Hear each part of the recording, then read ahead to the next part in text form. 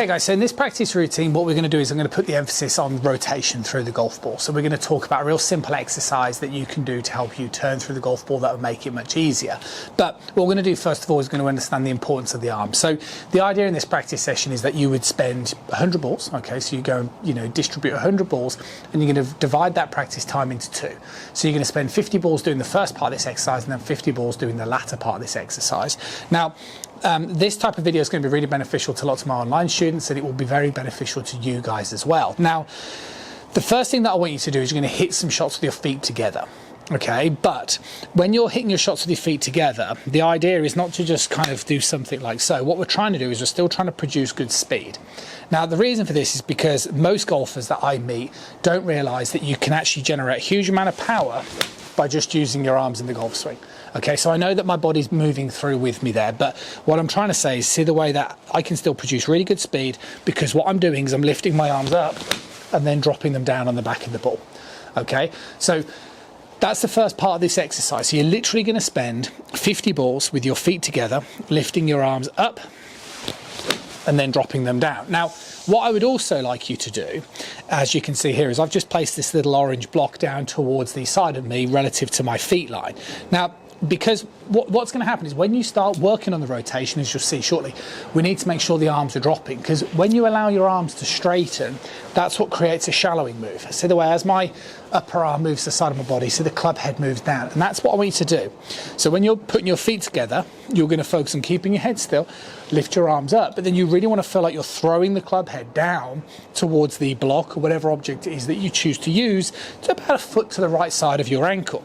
And what this will do is this will produce really nice, good quality contact, but also nice straight results as well. And that's what we need to do for the first 50 balls. Arms up, drop it down over the block, and then release, okay? Now, when you strip away rotation in the golf swing, it'll always feel very handsy because there's no space. So the second part of the exercise now is what you're going to do is you're going to place an alignment stick through your belt loops, and you're going to expose the majority of it on your lead side. And then for those of you who can stick another alignment stick in the ground, then that would be great. For those of you who can't, you're going to have to stick an alignment stick vertically like so. And all I want you to do is I want the alignment stick to be placed on the instep of your lead ankle, okay, like so.